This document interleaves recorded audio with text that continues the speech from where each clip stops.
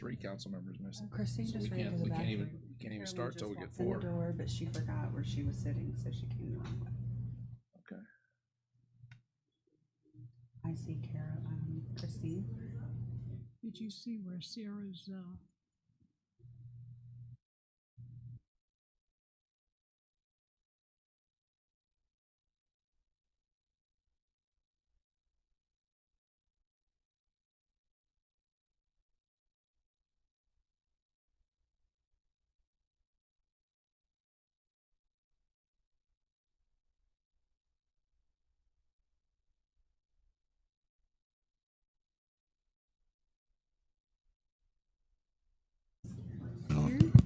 Mic's on. Agreed.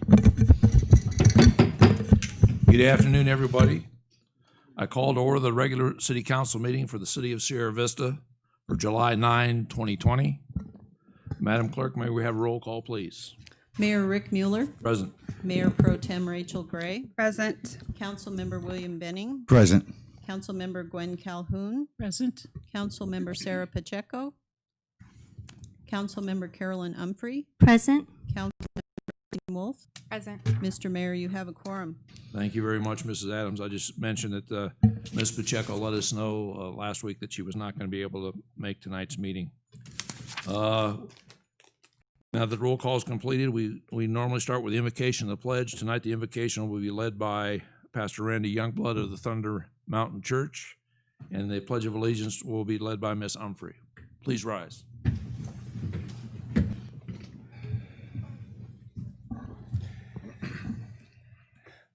Father in heaven, I'm so grateful for the privilege to pray a blessing upon the council and our beautiful city. Thank you for the privilege of living here. Thank you for the men and women who serve our community. Many of them have served for years. And right now, we come to you because you can see eternity past and you can see eternity forward, and all we can see is what's right in front of us. We need your wisdom. We need your perspective. We need love and mercy and grace for one another. I pray that the words spoken here tonight will be spoken in love for the benefit of those who listen. And I pray that they would be received, regardless of how they are spoken, with wisdom. That you would grant wisdom to those who serve us, that lead us, and that you would show us a way forward through this. Thank you for the protection that we enjoy in Sierra Vista, and yet we pray that this virus will be eradicated and stopped. And I come to you in Jesus' name. Amen. Please join me in the pledge. I pledge my allegiance to the flag of the United States of America and to the republic for which it stands, one nation, under God, indivisible, with liberty and justice for all. Thank you. Please be seated. Thank you, Pastor Youngblood. And thank you, Ms. Humphrey. We now move on to item 1, acceptance of the agenda. Mr. Benning. Thank you, Mr. Mayor. I move the agenda for the regular city council meeting of July 9th, 2020 be approved as written.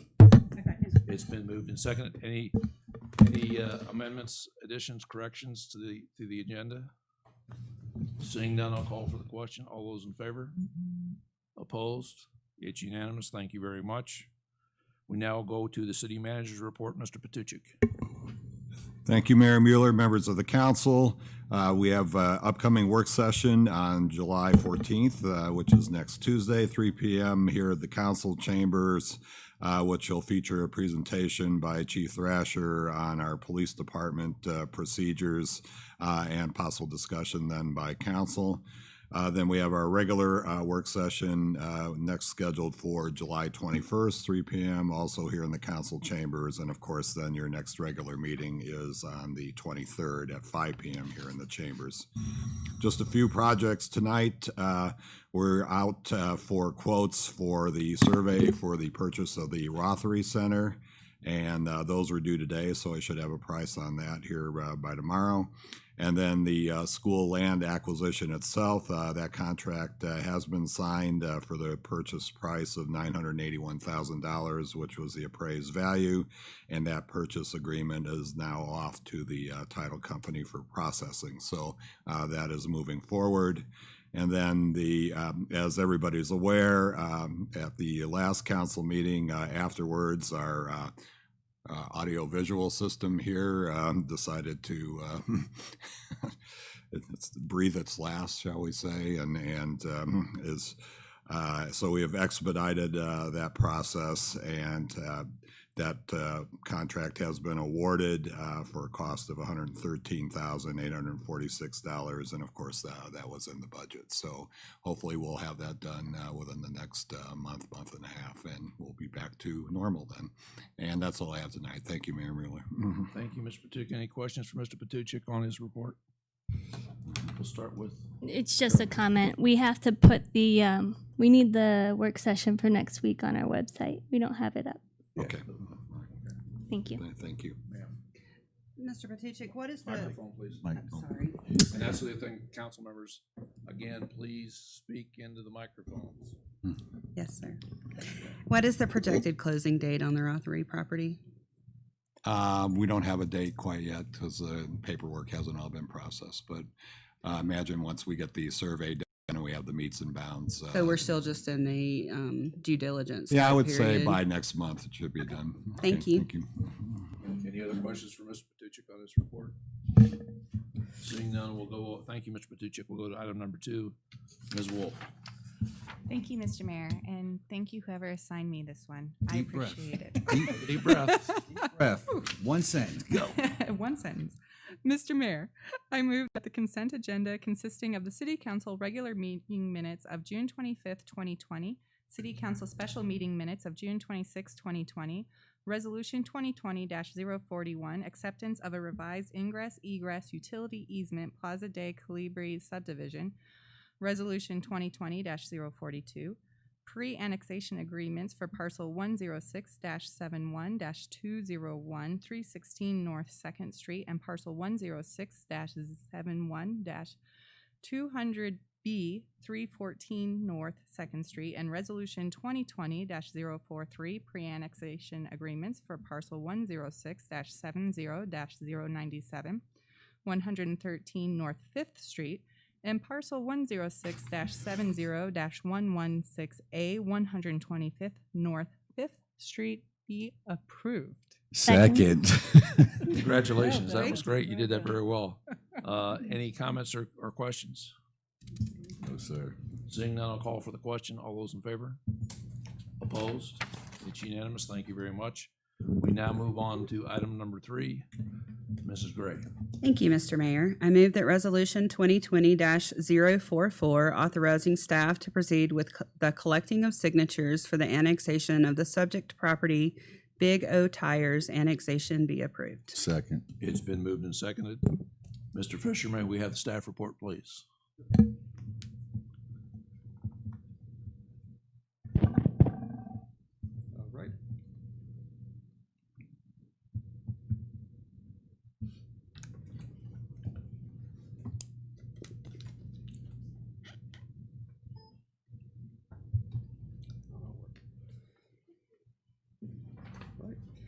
Today we have the public hearing item for the Big O Tires annexation. On September 12th of last year, the city did a pre-annexation agreement with Big O Tires in exchange for the construction and financing of additional access off of Avenida Cochise. This decision was in line with ongoing annexation policy, which targets county enclaves like Big O Tires. Noting the completion of the driveway access, staff has proceeded with the filing of a blank petition for annexation with the Cochise County Recorder's Office on June 12th. The decision to proceed with the signing of the blank petition may be decided by City Council, which, if approved, can be done upon the end of the 30-day filing period after July 12th. If annexed, the property's zoning would change from the county's general business designation to our general commercial zoning. The property owners would then contribute property tax, sales tax, and license fee revenues to the city. Service costs such as police services should be minimal, as this is a single parcel already surrounded by city right-of-way, and there are no more proposed infrastructure improvements. That concludes the staff report for this item. Thank you, Mr. Fisher. Questions for Mr. Fisher? Oh, you guys get the name off easy? Okay, and this is something we've been working on for a number of months. And I appreciate the cooperation of Big O Tires and their interest in annexing into the city. And I think that's all we really need to say, right? So at that point, I'll call for the question. All those in favor? Opposed? It's unanimous. Thank you very much. And welcome Big O Tires. Next item is call to the public. And we have a number of folks that would like to speak with us tonight, but before we start, I just want to mention I got an email from a Miss Crandall last week, and she asked me to, she said she couldn't be here tonight, wanted to see if there are no objections, I'd like to order that her comments be placed on the record. No objections. Okay, so ordered.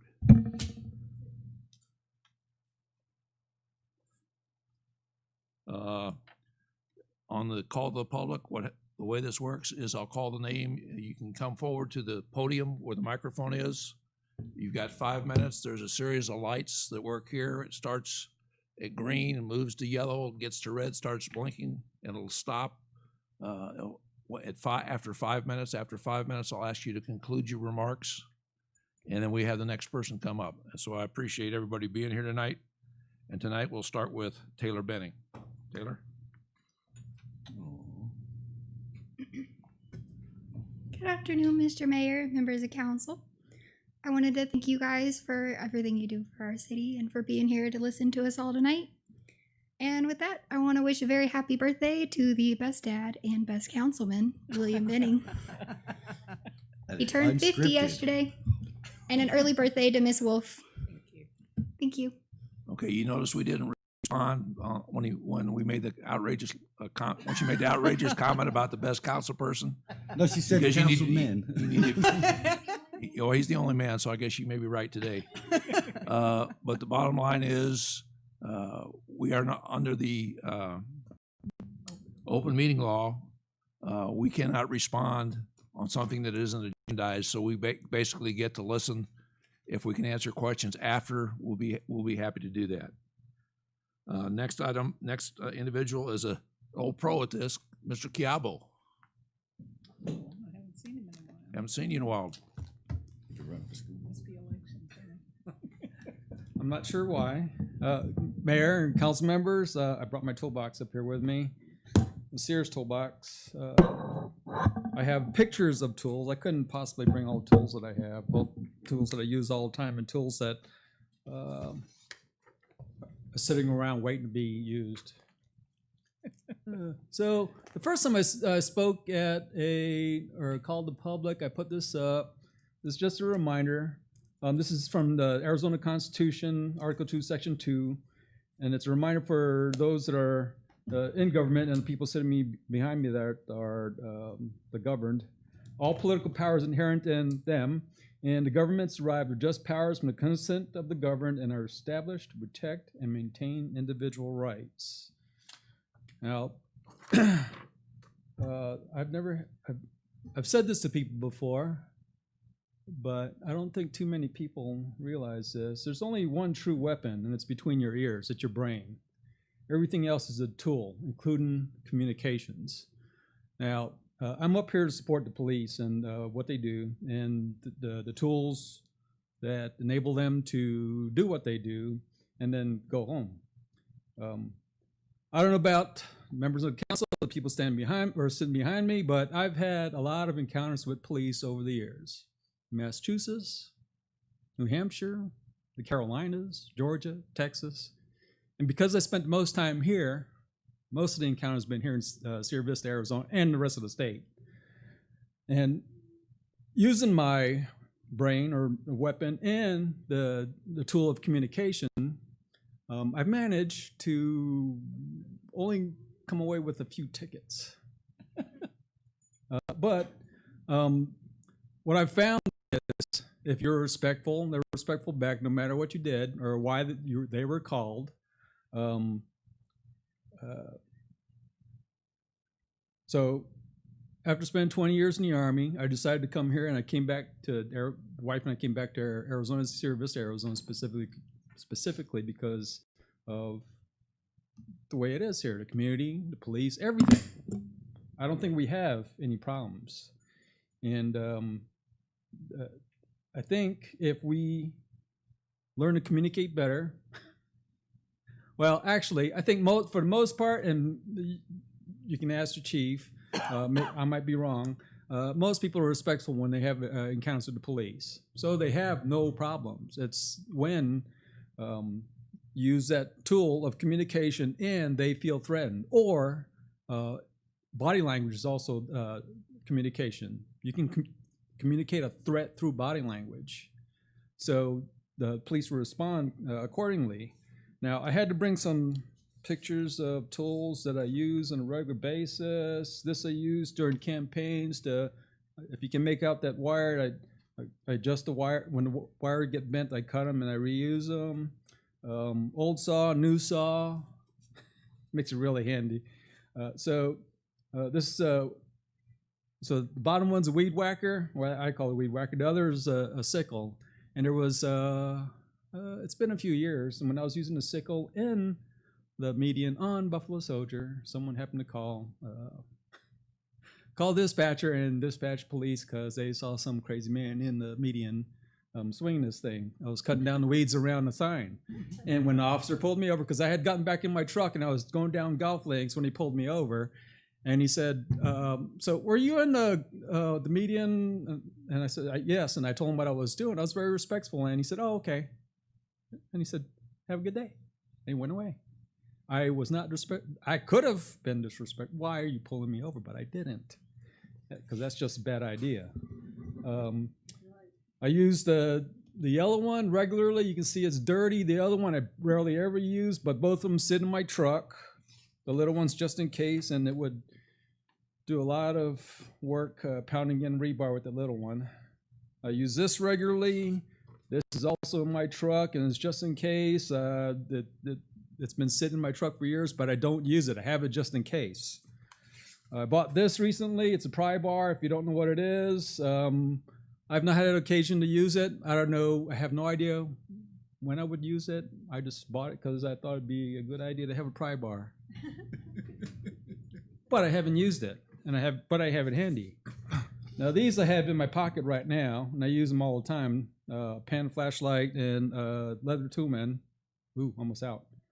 And I use those all the time. And I also have this, and the police actually have availability to the same tool. Mr. And- Chiavo, your 5 minutes have expired. I'd ask you to conclude your remarks. Okay, I would ask that the police maintain the tools that they have in the toolbox to do their jobs. They've not had to use the chokehold or I don't know what else was on the a concern, but they've not had to use it, but it's in their toolbox, there for them to use. Just like the sidearms that they carry, which could cause the same outcome. Thank you. Thank you, Mr. Chiavo.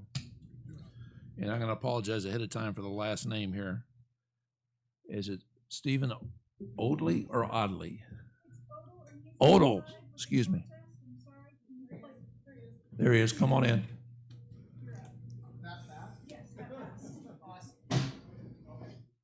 And you, sir, if you'd come up to the podium, you weren't here, but you basically have 5 minutes. At the end of your 5 minutes, we have a light system here across. Once it starts flashing red, your 5 minutes are up, and I will ask you to conclude your remarks. Thank you. Okay. It shouldn't take me that long. Fancy system. I like that. I'm here in regards to the emergency powers order that was granted to the mayor, and the emergency order that you gave that says that everyone in Sierra Vista is required to wear a mask unless they have a disability or a health condition, or if they're at a sporting event, or if they're in a restaurant. And it seems to me that for health reasons, if wearing a mask is for health reasons, then what that order states in no uncertain terms is that sometimes the virus won't attack you if you're eating, or if you're around people playing sports, or if you have a disability, or if you have a problem with wearing a mask for some health reason or other, which that is completely ignorant about viruses. Viruses don't care who you are or what you're doing. Viruses are spread by landing on surfaces or by contact, and you catch the virus when it gets into an open wound or a mucous membrane in your nose or your mouth or in your eyes. So that is how viruses are spread. And the reason I'm here is to make sure that the city council and the mayor is aware that there are lots of concerned citizens that see this as an unconstitutional overreach, and that an executive order or emergency order to wear masks needs to be revoked. And if not revoked, the city council actually should be voting to remove the emergency powers from the mayor, because he is not a dictator. He does not have a right to make laws to force citizens to do things that violate their pursuit of life, liberty, and the pursuit of happiness. I have a couple of main points that I wanted to bring out as to why I'm against this. Number one, the CDC, Center for Disease Control, and the WHO, World Health Organization, has stated that this virus has a 99.993% survival rate. Total number of deaths worldwide is 548,000 out of 7.8 billion people. That is less than the flu. 650,000 people have died from the flu, the last flu season. There is a death or mortality rate of 0.00007%. That is factual. Number two, this violates our constitutional right, the First, 9th, 10th, and 14th Amendment. The First Amendment gives us the freedom of speech. Forcing everyone to cover their faces, to me, is a violation of that right. The 9th and 10th Amendment tell us that anything not enumerated in the Constitution is reserved to the rights of the citizens. Nowhere in the Constitution, and I have a copy of it, if anybody actually, nope, it's over there, sorry. You can read the Constitution online if you need to, but nowhere in the Constitution, thank you, does it actually say anything about what you're supposed to wear as a citizen of these United States. Therefore, that means my choice of clothing or personal protective equipment is my choice, not the government's.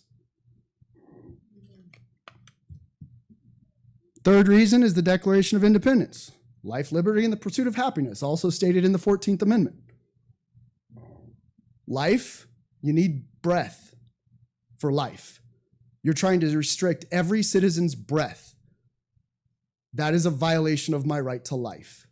Liberty, you're taking away my liberty and my choice what to wear. The pursuit of happiness. Personally, I know a lot of people are stressed out by wearing these masks.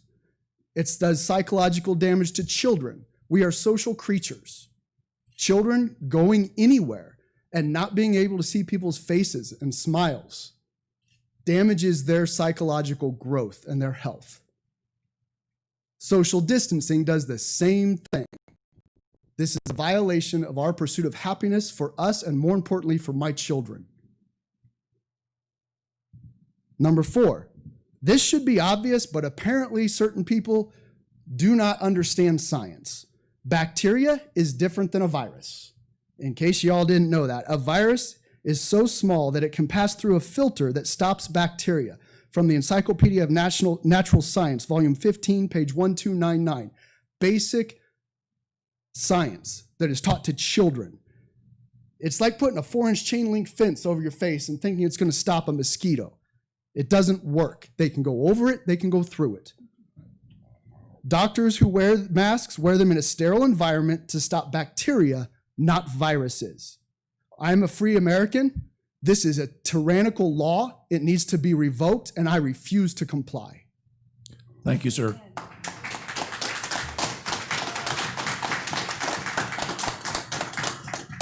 Next, we have Donna O'Donnell.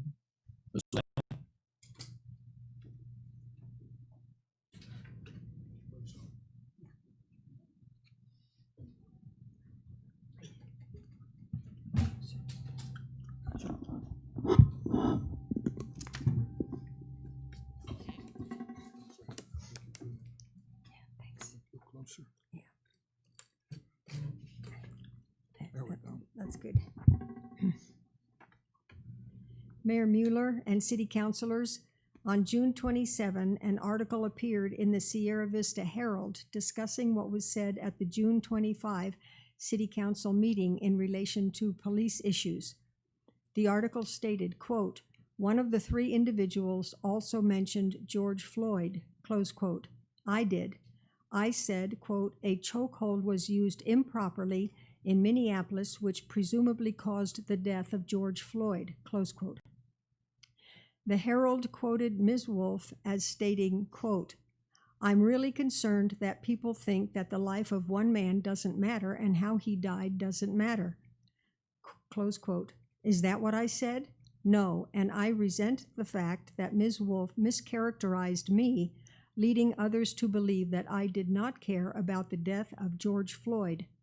I am publicly correcting Ms. Wolf's statements and ask that she publicly apologize and write a correction in the Herald newspaper.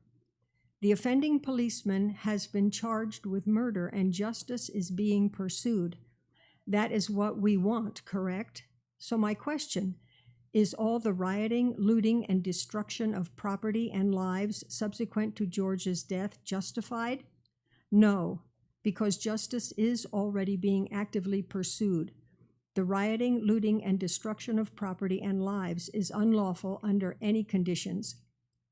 George's death is merely the excuse for the mayhem.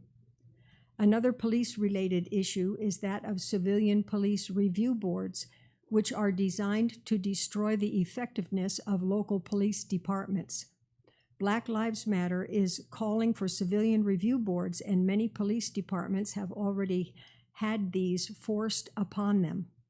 The establishment of a civilian review board in Sierra Vista has been suggested in the past, but we already have civilian oversight in the form of a mayor, city councilors, city and county attorneys, and state officials. Please reject any calls in Sierra Vista for the establishment of a civilian review board. These boards are invariably stacked with people harboring anti-police sentiments, which is why they are sought in the first place. Another threat to police is Black Lives Matter, whose supporters are chanting, quote, defund and disband the police, close quote. Black Lives Matter has some tenets which most of us here today would disavow. Please hear me. I am not saying that the following is what most of the rank and file Black Lives Matters protesters believe, so do not misquote me. But Black Lives Matter demonstrators are being used to promote its ideology. In 2013, Patrisse Cullors collaborated with Alicia Garza and Opal Tometi to co-found Black Lives Matter. Cullors was trained by Eric Mann, a communist revolutionary and domestic terrorist who in the 1960s and 70s was a member of the subversive SDS and the Violent Weather Underground. Eric Mann trained Cullors in Marxist ideology. In 2015, Cullors openly acknowledged Black Lives Matter's Marxist influence, proclaiming on video, quote, "We are trained Marxists. We are super versed on ideological theories," close quote. Marxism is the philosophy of Karl Marx, who was hired by the socialist revolutionaries in Europe in 1848 to write the Communist Manifesto. Among its 10 planks are 1, the destruction of the family, 2, the destruction of private property, and 3, the destruction of all religion and belief in God. To illustrate, the sign in this Black Lives Matter demonstration states, "Black Lives Matter, private property does not," and I have it here. These, among other nefarious beliefs, are at the heart of Black Lives Matter. I trust that this will inform your view of the organization. Thank you. Thank you, Ms. O'Donnell.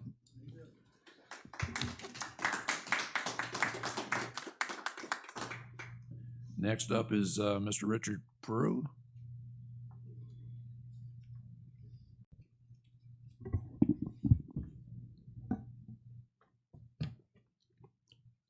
Tamara was at home with Tom and her 2 children from a previous abusive and controlling relationship with Terrell when Terrell, just released from prison after serving time on drug charges, came calling. When he heard the banging on the door, Tom found Terrell drunk and high on meth, demanding to see his family. Tom told him it was not a good time, but Terrell was insistent and burst through the door. Tom grabbed him and tried to restrain him from entering further and harming Tamara or the children. In a rage, Terrell, bigger and stronger and high, beat Tom to a pulp, knocking him unconscious. While this was happening, Tamara dialed 911. By the time police arrived, Terrell had forced Tamara and the kids into the car and was ready to leave. Officer John arrived first and attempted to calm Terrell. As other officers arrived, Terrell was convinced to exit the vehicle, but he was still being loud and abusive, screaming at the officers that he just wanted time with his family. As officers Brenda and Diane quietly escorted Tamara and the kids back into the house, officers John and Takeo tried to reason and calm Terrell, telling him they sympathized and understood how hard it is to be separated from your family. They could help, but he just needed to settle down. As they slowly inched closer, they explained that they thought that he was basically a good person. They wanted no harm to come to anyone. Terrell was not under arrest, but they needed to place him in cuffs and detain him until this could all be resolved. It was for his own safety as well as others. Terrell, a large man, again high on alcohol and meth, panicked. He was not about to go back to prison. He fought off Takeo and John for a bit until Officer John was finally able to restrain him with a chokehold, a hold forbidden by departmental policy. Terrell, while not yet handcuffed, was for the moment under control. John yelled at Takeo to get the cuffs on, but Takeo immediately realized the hold John had on Terrell. "John," he screamed, "he can't breathe. You're choking him. Let him go, now." John, realizing his error, released his hold. Terrell broke away, but not before grabbing Officer John's taser. It could have been his gun. Officer Takeo used his taser, but Terrell just brushed it off. Terrell turned, saw Officer Brenda in his path, and used the taser he had taken from John to take her down. She was knocked back into a retaining wall and suffered some injury. Terrell was able to retreat back into the house where Tamara and children were. He was able to find a kitchen knife and coerce Tamara and the kids back out into the car. John was tending to the injured Brenda. Takeo called for additional units, and with Officer Diane tried to regain control of the situation. They again tried to reason with and calm Terrell, but he wanted nothing of it. The car started to move directly towards Officer Diane.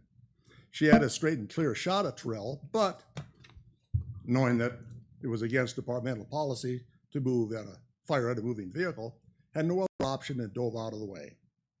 Brenda assured the others she would be okay until paramedics arrived.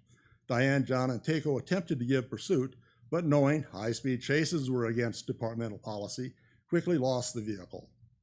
Several blocks away, Terrell cut a corner while evading the last police vehicle in sight, ran up over the curb and struck a small child playing on a tricycle in front of his home. It took an hour for police to finally locate the vehicle, abandoned by Terrell, some distance away. Inside were the bloody Tamara and her children, the work of the kitchen knife Terrell had tamed back at the house. Paramedics were called, and a manhunt ensued. Terrell was found hiding in the storage shed 2 blocks away. The police on the scene tried to talk him into surrendering. Asked why he had stabbed Tamara and the kids, Terrell replied, "They're my family. If I can't have them, nobody can." Police responded that although things were bad, if he peacefully surrendered, that would definitely count for something. Police said they understood he was scared and upset, but wanted to work with him. They pleaded for a chance to help him. Terrell charged one of the officers with a knife. He was only 5 feet away when the officer fired and brought him down. In the end, Officer John was fired for the unlawful use of force and charged with felony assault. Officer Takeo was fired for not stopping John sooner and was also charged as an accessory. Officer Brenda, who sustained a broken collarbone and arm, and Officer Diane were both given suspensions for failure to successfully de-escalate the situation. The officer who fired the fatal shot was also fired for excessive force and charged with murder. He should have done a better job of de-escalating, or at least tried a non-lethal tactic to stop Terrell instead of just shooting him. Tom, who had no damage from the beating and lost the sight in his eye but otherwise recovered, was charged with felony assault. He did, after all, push Terrell first. The child on the tricycle died from his injuries. Tamara also succumbed to the injuries occurred during the stabbing. The children, badly traumatized, recovered and were placed in foster care. The police chief resigned, admitting that he had lost control of his department. The interim chief pledged to review and improve the de-escalation training for the force. Sir, your time has been complete. I would ask you to conclude your remarks, please. Okay, screaming justice for Terrell, peaceful protesters burned 3 stores to the ground. There would have been a fourth, but the owner of Jones's Hardware had scared them off with a shotgun. The hardware store now sits vacant as Mr. Jones sits in prison for brandishing a weapon at the peaceful protesters with the Molotov cocktails. The city council questioned the wisdom of police intervening in domestic squabbles, discontinued the practice, and moved 25% of the police budget over to family counseling services. Sir, you've exceeded your time. Would you make a final statement and then conclude? Half of the police force subsequently resigned. We can only find comfort in the knowledge that the tragic death of Terrell led to some much needed reforms, leaving a better community in its wake. His life amounted to something. Thank you, sir. Next, we have Jacqueline Moran.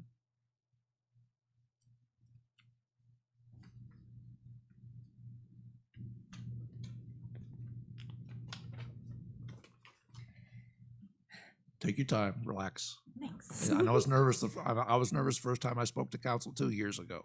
I may turn about as red as Rachel's shirt. Well, take your time, please. For that up front.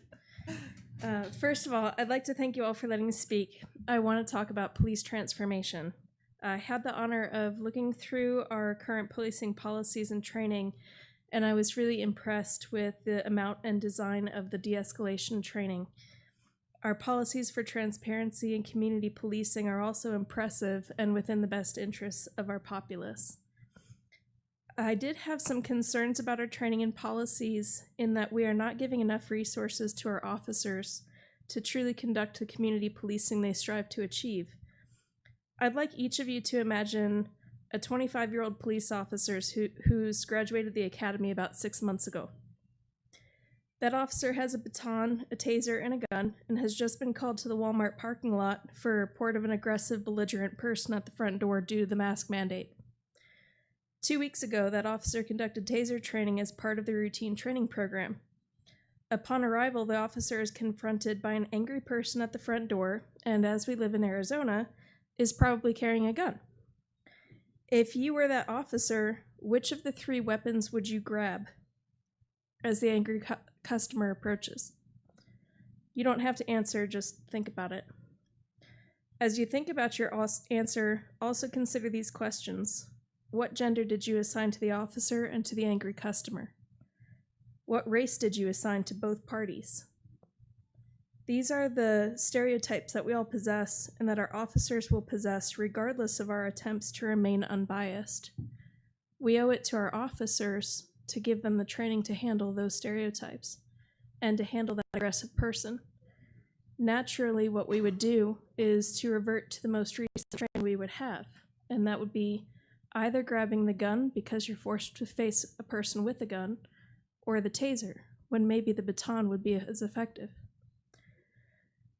Currently, as I read our policies, and they could exist, and I just don't know, I did not see an escalation of force policy and no rules of engagement policy, which means that we're giving the officers the tools with no instruction manuals. The policy in place that I read states that we trust the officer in the scenario to select the correct tool. If the officer uses excessive force, it will be on camera and disciplinary actions will ensue. In other words, we're not going to tell the officer what we want, but we know what we don't want, and we'll recognize that after the fact. The requirement we place on the officer is unreasonable and not in keeping with community policing. From a training standpoint, and I'm an instructional designer by trade, we're doing a disservice to our officers as well as to our community by not having an escalation of force and rules of engagement policy. Likewise, the training effectiveness is measured in hours spent in training rather than accomplishment of the training objective. So that officer who's 25 and 6 months on the force is getting the same training as the officer with 25 years on the force with no measure of effectiveness. We spend time training our police to use chokeholds when they've not had the need for that tactic in 24 years. We don't train them to load a musket because it's outdated, and we shouldn't be wasting time on chokeholds when they're outdated either. That time could be spent on anti-bias training. As I stated before, we all hold stereotypes, and we always will, because that's just our brain creating shortcuts to information. We have to work to become aware of and overcome these stereotypes, especially in a community policing environment. The time spent training our officers to conduct chokeholds could be spent evaluating our biases and working to overcome our negative stereotypes. We've failed our officers in other ways as well. Our officers need routine mental health checks and resilience training to handle the day-to-day stresses of the job. We expect our officers to determine the difference between a criminal act and a mental health breakdown, but we offer no services for either the officer or the accused. Policing is dependent on the public having trust in our officers and our officers having the support of the community. It's a partnership. And for that reason, I would like to propose to the council that we create a commission for true community policing. The commission could consist of officers and community members with the intent to improve our community policing policies, police training, rules of engagement and escalation of force policies, and community services for mental health and addiction to give our officers the best possible tools to conduct their mission. I think we owe it to our officers and to our community to bring our officers and community together to seek the best avenues for community policing. Thank you very much. Next up is Ann Gent. Gent? Well, there she is, okay. It's a reversible name. Gent. Gent, okay. I'm not sure I'm as well spoken as my other counterparts, but I'll do my best. Thank you, council. Thank you, Mayor, for the opportunity to speak. 99% of the time, regardless of COVID or not, I'm at home. I'm usually in the bed. I have multiple problems medically, one of which is breathing. I wore the mask at first, never dreamed I'd have an issue. I don't remember hitting the floor. I remember being helped out. I had a cut to my head, had a slight concussion. Second time, I figured that was a fluke. Second time, somebody grabbed me before I hit the floor. Third time, I realized what was happening. I grabbed the mask, I grabbed the shelf, and I managed to get the mask off, stable myself for about 2 minutes before I could get back to my little cart in the store. First problem I have with the mask, with the mandate, is it's unconstitutional. I will not abide by it for that reason. Secondly, I will not abide by it because it's, as one gentleman said earlier, it's largely survivable. It's a virus, it's airborne. You're gonna be exposed to it. I don't care if you go home, you stay home, you go to the, wherever, it's out there, people. I have brain conditions. I cannot risk another concussion if I fall. I have a brain condition that I have hardware in my brain. If I fall because of wearing the mask, I fall out, I hit that hardware, which is right here, it's not deep, and I hit it hard enough or I hit it wrong, it goes into malfunction. And that mask, no mandate, is worth that risk to me, okay? That's something I have to live in. I live in fear because of some of the medical issues I have, but I have to deal with it. Usually I'm coughing left, right, up, and down. I'm thanking God right now that I'm talking to you and I'm not coughing my head off. To hear me cough, you swear, oh my God, what's wrong with that woman? She needs to go home, she needs to be home, she's sick. I'm not sick, not contagious, nothing that you can catch, but I deal with it, okay? I should buy stock in the cough drop companies, but in any case, I don't intend to wear the mask. Like I said, I tried. I never expected a problem. For those saying that it doesn't happen, that's total bogus. I'm telling you, it's not total bogus. I've bought a pulse ox. I take my oxygen. I'm doing good at 91, 92. I put the mask on, it goes down to 87, 88. Okay, I exert myself while I'm wearing that mask, get out of that automatic little electric cart and reach up for something, I hit the ground. I don't know if it went to 86 that time or 87 or whatever, but I've learned the hard way, okay? I don't know what happens to other people. I don't know what someone else experiences. I can only speak to you from my experience, okay? It happened to me. That's why I know it's not bogus. I don't care what doctor says what, yay, he agrees with me, no, he doesn't agree with me. I know one thing, it happened. and I didn't expect it, and I masked up, dutifully little me. I masked up just like everyone. I want to keep you safe, right? I want to stay safe. Well, it didn't do me any good, and I won't. I have to reiterate. I won't. I will not risk another concussion. I've had several. Concussion syndrome is one of the brain conditions. The other one is a much more dire condition, and the hardware has helped me considerably, but it's no cure.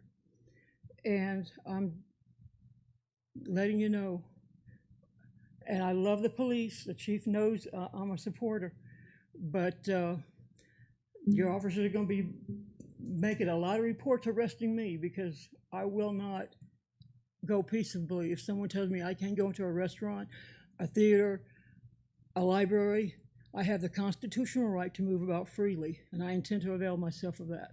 So thank you for your time, City Council. I appreciate everybody on opposing views as well.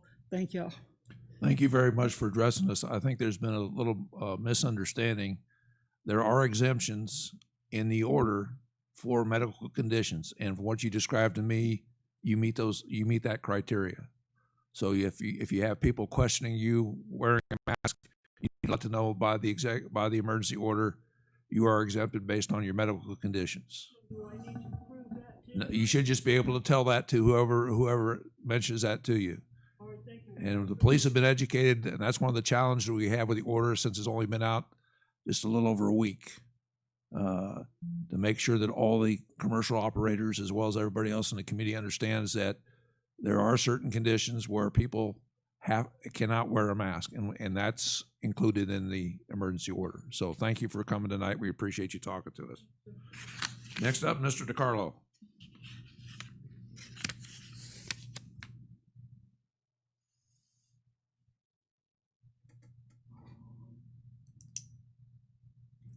Good evening, Mr. Mayor, members of council, citizens of Sierra Vista, staff. I had written like something I was going to read to you and stuff, but everybody else pretty much hit it out of the ballpark. And I actually probably should have sit down here and listen. But thank you all for coming up and sharing your points of view. It's great to be not the only person that comes to council meetings and speaks to council. And I appreciate every one of every one of you have to say. With that, on the emergency meeting that we had Friday before last, or last Friday, whatever, when we had it without an invocation and without a pledge of allegiance, and the council delegated our voice to you, Mr. Mayor, and you're a cool dude, man. This isn't about you, okay? This is about the process. We gave you our voice. We didn't give you our voice to delegate to one person so he can wear as whatever he wants, okay? There's a structure to this government, and I think maybe you might have just exceeded it just a little bit, and you probably didn't see it. Or maybe you did. I don't know. But after that, I want to praise Miss Wolf for standing up and having some courage and asking for some real hard numbers. I believe, Miss Wolf, that if you stand your ground here, and I hope you do, and I hope you get the support of council, that may be able to actually see, because once you see it, you can't unsee it. I'm telling you. A type of organizational malfeasance that is the very fiber that holds the swamp together. If we have a government of, by, and for the people, and we can't tell how much the court costs, what do we have a government for to begin with? And you asked a year ago, and I know it was asked before that. And the resistance might be when you do the math. I could have brought up my calculator and done it with you, like Mr. Kale did back there. But as far as this COVID thing, look big picture, folks, and this is just open your minds. It hasn't been a decade now that we've had socialized medicine. The federal government, funds its programs throughout the year. You used to actually have different, like Health and Human Services would be in one quarter, and they'd all group them up, but they've had this omnibus and continuous resolution now for 20 years. Governments like to establish a reason why they exist to begin with, okay? I've traveled significantly since this whole stuff came out. Oh, Mr. Benning, happy birthday! I kicked off my child going when I went to travel to see my mom in Cleveland and wish her happy birthday. That's what clicked in my mind. But a lot of the numbers and everything, we had folks mention the CDC and the WHO. The CDC is the American and the WHO's the United Nations are competing interests. The CDC actually has several conglomerates underneath it that are competing interests that are going to scare the living crap out of you in order for you to surrender your liberty. And then hopefully one day somebody open up a book that Ben Franklin wrote and remind you of you can't exchange liberty for security. Thank you all. Thanks for the minister to open up with a prayer. Bless you all. I hope you all have a great night or enjoy the rest of the week. Take care. Bye. Thank you, Mr. DiCarlo. Well, that's the last person I've got scheduled to speak. So we'll go on to comments and requests to council. Tonight we start with Ms. Humphrey. Happy birthday, William. And thank you to everyone who took the time to speak to us tonight. I did learn of some sad news about Rob Henderer passing away, and he's going to be missed. He was my staff liaison for Arts and Humanities Commission, and he was I think he was around my age, so it's really sad to see that he's gone, and my heart goes out to his family right now. Thank you. Thank you, Ms. Humphrey. Mr. Benning, the birthday boy. Thank you, Mr. Mayor. I want to say happy birthday come up to Christine Wolf and Jake Pacheco, Councilwoman Sarah Pacheco's husband's birthday is today. So I'd like to say happy birthday to him. All us cancers, we got to stick together. Several things. I got to watch the meeting with Sierra Vista Unified School District 68 when they approved the selling of the land, and I think that agreement and I think that deal's a win-win both for the city and for the school district. So I want to thank them for doing their due diligence and getting that done. I want to also congratulate the candidates for your next upcoming city council elections. Councilwoman Gray, forgot who you were. The hair looks good today. It's the new haircut. It's the new haircut. Dr. Angelica Landry, who's in the audience with us today, and then Matthew Hoyt, who's not present, but those are three people that got 690 plus signatures. I don't know the extent who got more or what, but 690 signatures is pretty good.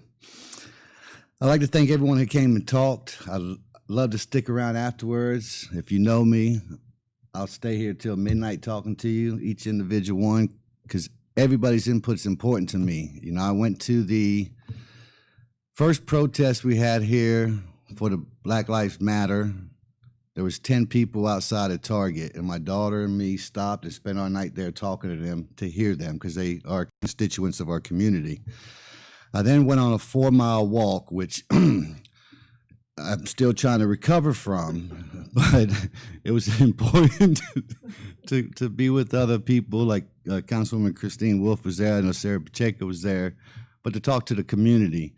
2 weeks ago, there was a protest scheduled for Sunday here at City Hall, and again, my daughter and me stopped by to talk to the people protesting or wanting to have their voices heard.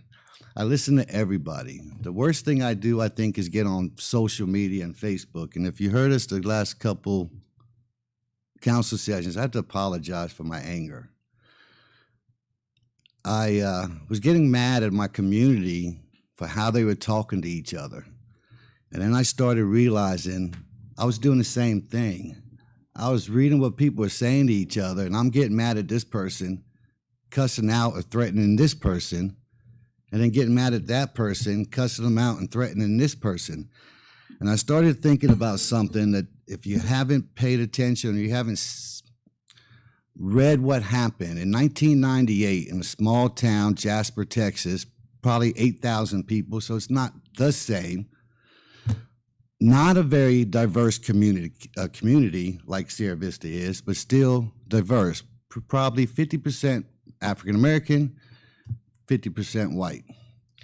A young man was walking home, and 3 other young men decided they wanted to stop him beat the living hell out of him, tie a logging chain around his legs, and drag him for 3.5 miles until his head and shoulder were decapitated from a pole, from a drain gutter, metal drain gutter. I'm not bringing that horrendous hate. That's a lot of hate. I'm not bringing that up to say anything. What I want to show the town, because of everything else around them, not the town in of itself, started turning on each other. Brothers were yelling at brothers, sisters at sisters, because they didn't know why. Because the media said we have to hate each other. Because I can't say Black Lives Matter, but hate the Black Lives Matter organization, which are two different things. Because I can't say I like this or I like that, or I don't like a mask or I want a mask. We're ready to beat the living crap out of each other. And I don't want to do that no more. And I don't want you to do that no more. So it comes to a point we have to not let someone else and other things and bigger agendas change who we are as Sierra Vista. I didn't write nothing to give to Maria. It's just listen to everybody tonight. We can come together. Kel said it the best. The number one tool we have is in between our ears. We need to start using it and communicate, but listen when we communicate. And I thank y'all. I thank everyone who wished me a happy birthday on social media. And to my precious daughter, I love you to death. Thank you, Mr. Mayor. Thank you, Mr. Benning. Ms. Wolf. Thank you, Mr. Mayor. First of all, I want to echo Councilmember Humphrey's words in response to Rob Hinderer and his family. He was somebody that I counted among one of my friends, and his loss will be felt, I think, not only throughout the Sierra Vista community, but throughout other communities as well. And I think I can say on behalf of the city, and I feel pretty strongly that if there's anything that we can do to help the family, will be more than happy to help, and we'll give all the condolences and all the help that we can give. Secondly, I will say, that today I was misquoted today, and I was asked for an apology, and so I will apologize, because I don't think I've been really clear in what I've been trying to say. So let me be clear right now. I find it offensive that people do not care that people are dying due to police brutality. I find it offensive that people do not care about one man's life. So I guess in the end, what I'm going to say is Black Lives Matter. Thank you. Thank you, Ms. Wolf. Mrs. Calhoun. Thank you, Mr. Mayor. I think those in the room have, especially our council members here, have said just about everything I would have said tonight. And so therefore, I have nothing, Mr. Mayor. Thank you very much, Mrs. Calhoun. Mayor Pro Tem Gray. I have nothing. Oh, okay, I have to write this date down on my calendar. It's the haircut. Yeah, you do have that's a good looking haircut. I gotta admit that. It's very attractive. I just want to mention a couple of things. First, I want to thank everybody for coming out and exercising your right to address us tonight. We do need to listen, and we do need to hear from you. And some of the decisions are extremely difficult, and they will be difficult until we get till such a time as there is a vaccine for the virus. And we have to struggle through this together and listen and care for each other. And I know that our community will do that. The other thing I want to mention is this next week, we're going to have some heat warnings coming out. It's already started. I don't think we got any raindrops tonight, even though we had a lot of clouds. Next week, for the next several days, it doesn't look like we're going to get any precipitation. So we're going to have a very long, hot weekend, dry weekend. So if you're outside, you have to be outside. Pace yourself. Make sure you drink some water. As I used to tell my troops in the desert, if you're thirsty, you're already a quart low. So you need to get some water. Take care of yourselves. Pace yourselves. Get in and stay cool. We don't need to have additional health issues because of the heat. So I would ask you to be safe. I want to thank everybody for their comments tonight. Seeing nothing else before the council, meeting's adjourned.